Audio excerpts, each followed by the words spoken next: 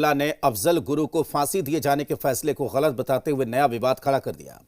उमर के इस बयान पर गृह मंत्री अमित शाह ने भी उन्हें ओपन चैलेंज देते हुए कहा कि अब घाटी में आतंकियों की वापसी कोई नहीं करा सकता। वहीं इस मामले में सियासी बयानबाजी भी तेज हो गई है।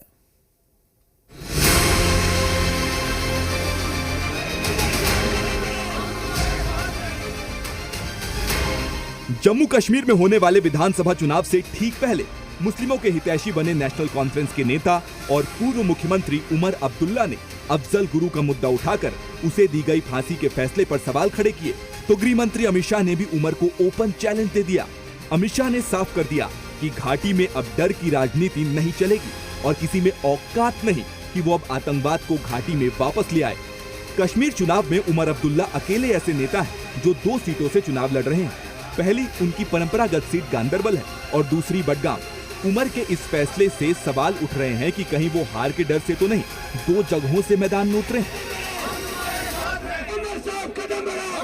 ये डर उमर के बयानों में भी नजर आ रहा है और यही वजह है कि एक इंटरव्यू के दौरान उन्होंने 2001 संसद हमले के दोषी अफजल गुरु को फांसी दिए जाने के फैसले को गलत ठहरा दिया।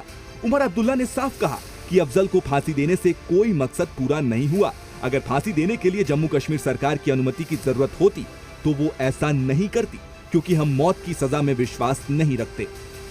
See, my unfortunate thing was that the J&K government had nothing to do with Afzal Guru's execution.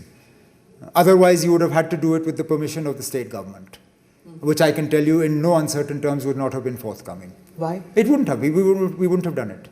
I don't believe that any purpose was served by executing him.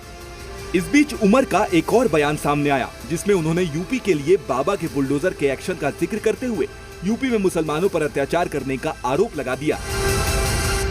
जिस तरह यूपी में मस्जिदों पे, दरगाहों पे, हमारे मदरसों पे ताले लगाए जा रहे हैं, जहां नमाज की इजाजत नहीं, जहां जुमा को सजदा करते हुए नमाजी को लात मारते हैं पुलिस वाले, जहां कर्नाटक के स्कूल और कॉलेजों में हमारी बहनों को, बच्चियों को पहले कहा जाता है हिजाब उतारो फिर तालीम हासिल करो, क्या यही हालात हम जम्मू कश्मीर में लाना चाहते हैं?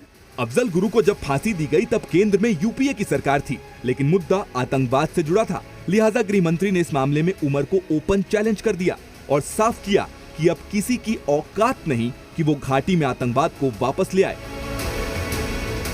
जिस ऑटोनॉमी की बात ने जम्मू कश्मीर को आग में झुलसाया, घाटी में और कश्मीर में, जम्मू में 40,000 लोग मारे गए, ये कहते हैं हम जम्मू कश्मीर को ऑटोनॉमी देंगे। मैं आज बताकर जाता हूं, भाइयों बहनों, मेरी बात ढंग से सुन लेना। कोई ताकत ऑटोनॉमी की बात अब कर नहीं सकती। आप मेरी बात ध्यान से सुन।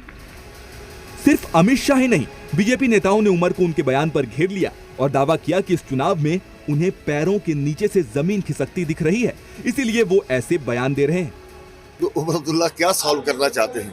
राष्ट्र विरोधी जो तत्व हैं, जिन्होंने इस साजिश को रचा था, अगर उनको फांसी दी जाती है तो इन पर इनको इतराज क्यों है?